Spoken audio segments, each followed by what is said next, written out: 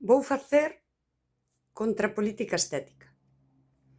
Xa falei desta que se ve, non, a estetización da política, falei de Fanon, falei de Gadamer, eu sabedes que poucas veces uso imaxes, porque é un acto político tamén. Houbo unha manifestación do ensino que levaba como un título, é dicir, era como o enterro do ensino, non? O ensino xa morreu e todo isto. Todo isto móveo a CIGA, sabemos que é galeguista, é un sindicato galeguista totalmente vinculado ao BNG, non estou dicindo nada que non saibamos, todas as persoas. E eu quero describir o que vin para explicar, para que, non para explicalo, para que quen escoite teña a responsabilidade de pensar. Galeguistas, política. As manifestacións son un acto político. O que eu vin, a primeira imaxe que vin, eran 4 homes e unha muller, e ían vestidos de vella enloitada. A típica vella, como moita xente se disfraza no Antroido, é así, enloitadas, eles ían pois, travestidos, algo moi típico tamén, levaban como uns tules, lembro unhas medias destas de rejilla, e levaban tamén un espumillón negro do Nadal. Pano á cabeza, ela levaba un pano á cabeza que sae así falando polo teléfono e tal. Vin tamén xente disfrazadas de esquelete. Vin un que ía como de papa ou de bispo, porque eu non coñezo moi ben eses, pero levaba esta mitra. A manifestación era perfectamente ordenada, e diante ían, pois, estes que ían vestidos de como de papa, bispo, crejos, e logo ía a xente enloitada, e había como unha música, e as persoas enloitadas facían unha coreografía. Eu fíxenme preguntas, non? E quéroos deixar aquí. Esas persoas que se din galeguistas, porque moitos levaban os cirios coa pegatina da CIGA, que nos queren dicir cando se caracteriza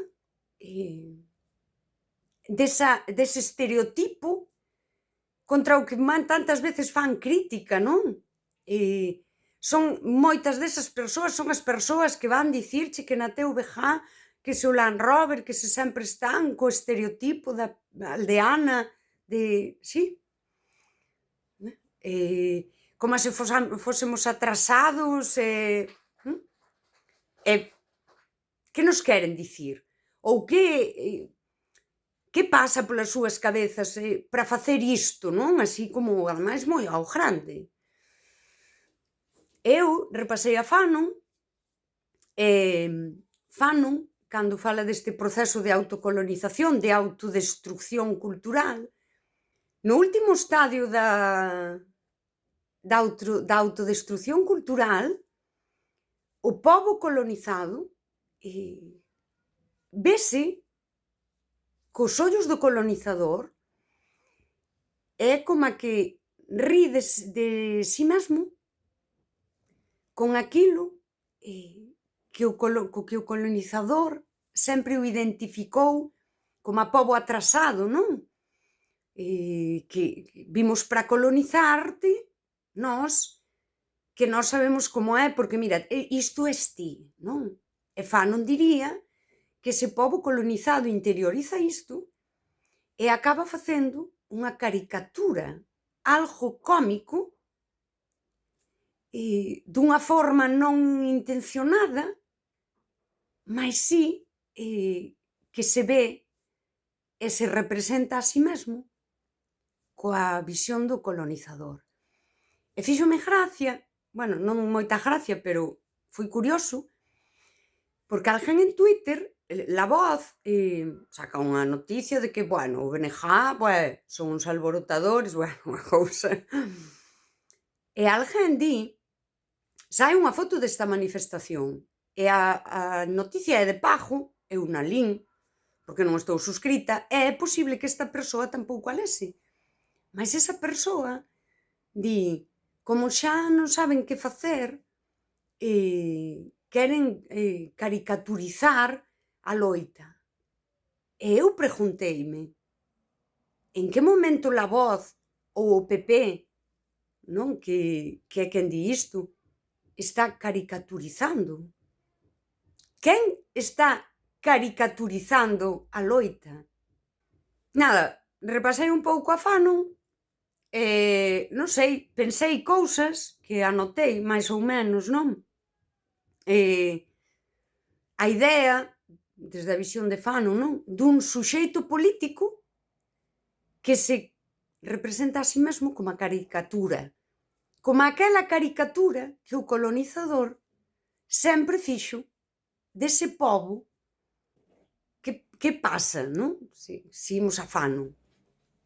O pobo colonizado, ao caricaturizarse, ao verse a si mesmo e representarse como ve o poder, perde a autoridade simbólica, perde a soberanía. Cando se fai obxecto visual, porque que isto é como todo moi inconsciente, non? E pasa a un pobo, porque claro, é cando ves isto e dis, ninguén dixo, tampouco nos vamos vir arriba, non? A idea da vella enloitada, porque aínda facendo un enterro, non tiñas por que ir a un estereotipo tan que é que temos que parar a pensar.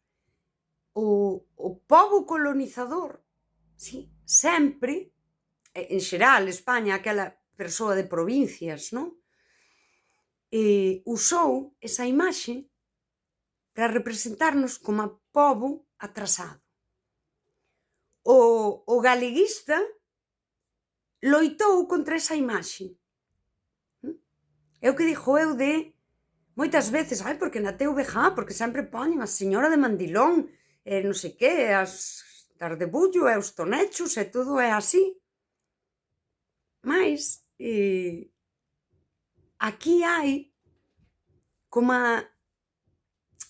ese pobo que xa non é que loite contra iso, elixe voluntariamente para un acto de rebeldía, non? Onde se pretende confrontar o poder, elixe aquela imaxe que o poder usou para representarnos como un pobo atrasado, de paletos. É especialmente curioso.